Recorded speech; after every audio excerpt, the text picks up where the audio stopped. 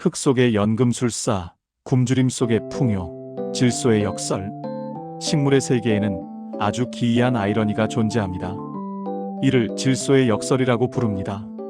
식물이 성장하는데 가장 필요한 3대 영양소가 질소인 칼륨이라는 건 다들 아실 겁니다. 그 중에서도 질소는 잎과 줄기를 만들고 광합성을 하는 엽록소를 구성하는 말 그대로 생명의 근원입니다. 재미있는 건 공기의 78%가 질소라는 사실입니다. 식물은 질소의 바다에 둥둥 떠 있는 셈이죠. 하지만 식물은 공기 중에 질소를 단 1%도 직접 마실 수 없습니다. 질소 분자 N2가 삼중 결합으로 너무 단단하게 잠겨 있어서 식물의 소화력으로는 도저히 깰 수가 없거든요. 그래서 숲속의 나무들은 풍요 속의 빈곤, 즉 만성적인 질소 기하 상태에 시달립니다. 그런데 이 척박한 땅에서 혼자 배가 터지게 질소를 먹고 심지어 주변 흙까지 비옥하게 만드는 식물이 있습니다. 바로 콩과 식물입니다. 비결이 뭘까요? 콩과 식물은 자신의 뿌리에 아주 특별한 파트너를 초대합니다. 바로 뿌리 혹박테리아라는 미생물입니다. 이들의 계약 관계는 눈물겨울 정도로 정교합니다. 초대 콩식물은 뿌리에서 플라보노이드라는 화학 물질을 분비해 박테리아를 유혹합니다. 이리 와, 여기 꿀맛 나는 칩이 있어. 입주, 박테리아가 뿌리털로 들어오면 식물은 자신의 뿌리 조직을 변형시켜 동그란 뿌리혹이라는 호텔을 지어줍니다. 그리고 자신이 힘들게 광합성한 당분, 에너지를 아낌없이 퍼줍니다. 담례에 배불러진 박테리아는 특유의 효소를 이용해 공기 중의 질소를 쪼개서 식물이 흡수할 수 있는 암모니아 형태로 바꿔줍니다. 이것이 바로 천연 비료입니다. 이것을 공생이라고 합니다. 나 혼자 살겠다고 아등바등하는 것이 아니라 보이지 않는 미세한 존재와 손을 잡음으로써 척박한 땅을 비옥한 오아시스로 바꾸는 기적. 이것이 숲이 유지되는 가장 거대한 비밀입니다. 신전이 먼저인가, 도시가 먼저인가, 괭베클리 테페의 미스터리. 자, 이제 인간의 숲으로 시선을 돌려봅시다. 인간에게도 질소처럼 꼭 필요하지만 혼자서는 절대 만들 수 없는 것이 있습니다. 바로 대규모 협력입니다. 우리가 지난 시간에 다뤘던 던바의 수를 기억하시나요? 인간의 뇌 용량으로 친분을 유지할 수 있는 한계는 약 150명입니다. 그 이상이 넘어가면 누가 누군지 기억을 못하고 배신자가 생기며 결국 집단은 쪼개집니다. 원시 부족들이 150명을 넘지 못하고 뿔뿔이 흩어졌던 이유죠. 그런데 약 1만 2천 년 전에 만들어진 것으로 추정되는 튀르키예의 언덕 괭베클리 테페에서 인류학의 상식을 뒤집는 유적이 발견됩니다. 수십 톤짜리 돌기둥 수백 개가 원형으로 세워진 인류 최초의 거대 신전이었습니다. 이게 왜 충격적이냐고요? 기존의 학설은 이랬습니다. 농경 시작, 잉여 식량 발생, 인구 증가, 도시 형성, 종교와 신전 건설. 즉, 배가 불러야 종교도 믿는다고 생각했죠. 하지만 괭베클리 테페 주변에는 집터도 농경의 흔적도 없었습니다. 오로지 거대한 신전뿐이었습니다. 이건 순서가 정반대라는 뜻입니다.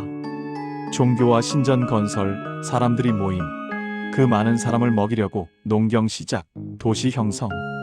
그렇다면 수렵 채취인들은 왜 먹고 살기도 바쁜 와중에 그 무거운 돌을 날랐을까요?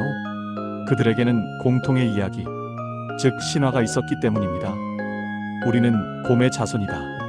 저 별은 우리의 수호신이다라는 보이지 않는 믿음이 서로 모르는 수천 명의 낯선 사람들을 한 곳에 불러 모았습니다. 마치 콩과 식물이 눈에 보이지 않는 박테리아와 손을 잡고 질소를 고정하듯 인간은 신이라는 보이지 않는 개념과 손을 잡고 신뢰라는 사회적 자본을 고정시킨 것입니다. 종교를 뜻하는 영어 단어 릴리전의 어원이 라틴어 레리가레, 다시 묵다라는 점은 의미심장합니다. 뿔뿔이 흩어진 모래알 같은 개인들을 단단한 바위처럼 묶어주는 힘, 그것이 바로 신화였습니다. 거성 문화, 믿음의 무게를 시각화하다. 보이지 않는 믿음은 어떻게 증명될까요? 바로 눈에 보이는 압도적인 물질을 통해서입니다. 이것이 전 세계 곳곳에 남아있는 거성 문화의 정체입니다. 1. 스톤헨지, 불가능에 도전하는 협력의 예술. 영국의 스톤헨지를 봅시다. 가장 큰 돌은 무게가 50톤에 달하고 일부 청석은 무려 240km 떨어진 웨일스 지방에서 끌고 왔습니다. 바퀴도 없던 시절에 말이죠. 현대 공학자들의 계산에 따르면 이 돌을 옮기고 세우는 데는 최소 1000명의 성인 남성이 수년간 매달려야 합니다. 이건 미친 짓입니다. 생존 효율로만 따지면 낭비도 이런 낭비가 없죠. 하지만 예술적 관점에서 보면 이 비효율이야말로 이 거석의 핵심 메시지입니다.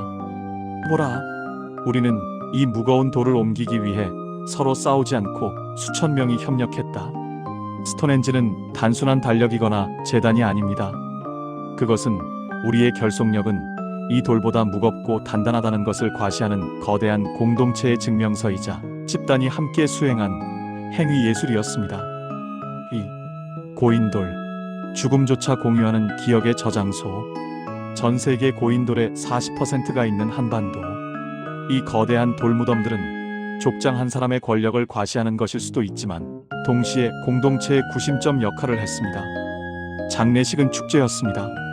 마을 사람 모두가 모여 거대한 돌을 끌면서 노래를 부르고 밥을 나눠 먹으며 우리는 한 식구라는 사실을 재확인합니다. 고인돌 덮개돌의 그 육중한 무게감은 죽음이라는 공포조차 짓눌러버릴 만큼 강력한 집단의 힘을 상징합니다. 3. 대지 미술의 원형.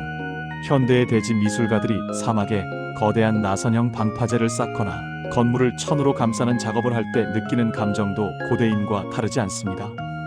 인간이라는 찰나의 존재가 영겁의 시간을 견디는 자연물돌에 자신의 흔적을 남기려는 욕망, 그리고 그 과정에서 나라는 개인은 사라지고 거대한 자연 혹은 집단의 일부분이 되는 모라의 경험.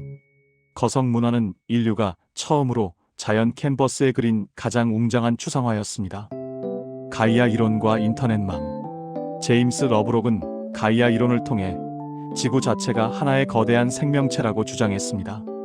지구의 대기 성분이 생명체가 살기 적합하게 조절되는 건 우연이 아니라 미생물부터 식물, 동물까지 모든 존재가 서로 상호작용하며 환경을 조절하기 때문이라는 거죠. 고대의 신화가 인간들을 묶어주는 소프트웨어, 정신적 그물망이었다면 콩과 식물의 뿌리 혹은 흙을 비옥하게 만드는 하드웨어, 생물학적 그물망이었습니다.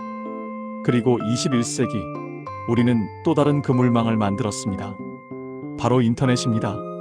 전 세계 80억 인구가 빛의 속도로 연결된 지금, 우리는 과연 고대인들보다 더 끈끈하게 결속되어 있을까요?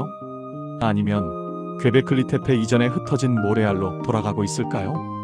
아이러니하게도 물리적 연결은 가장 촘촘해졌지만 우리를 하나로 묶어주던 공통의 신화, 가치관은 파편화되고 있습니다. 질소는 넘쳐나는데 정작 흡수를 못해. 굶주리는 숲처럼 정보는 넘쳐나는데 진정한 소통은 기아 상태인 풍요 속의 고립. 이것이 현대 문명의 딜레마입니다. 보이지 않는 것이 보이는 것을 지탱한다. 화려한 꽃을 피우는 건 줄기도 잎도 아닌 저 캄캄한 땅 속에 박혀있는 뿌리입니다. 그리고 그 뿌리를 먹여 살리는 건 현미경으로도 잘 보이지 않는 미세한 박테리아들입니다. 우리는 자꾸 눈에 보이는 것만 믿으려 합니다. 내 통장의 잔고, 아파트 평수, 내 차의 브랜드, 팔로워 숫자, 이런 것들이 나를 지탱해준다고 착각하죠. 하지만 정말 위기의 순간이 닥쳤을 때 나를 무너지지 않게 잡아주는 건 눈에 보이지 않는 것들입니다. 가족과의 신뢰, 친구와의 우정, 내가 옳다고 믿는 가치관, 그리고 누군가 나를 위해 기도하고 있다는 믿음.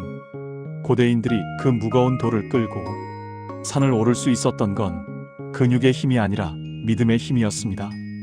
오늘 당신의 마음속 텃밭에는 어떤 박테리아가 살고 있나요?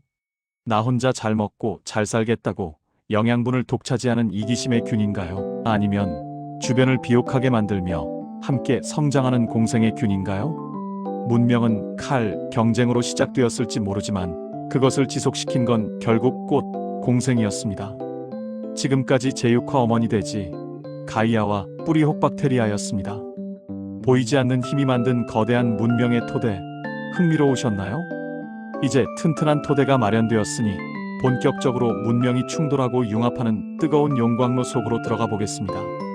다음 시간, 제7화 청동기 시대의 접붙이기, 섞여야 강해진다에서는 서로 다른 금속, 구리와 주석이 만나 인류 최초의 합금 문명을 탄생시킨 이야기를 식물의 접목, 기술과 엮어 풀어보겠습니다. 농부가 된 락커, 농락이었습니다.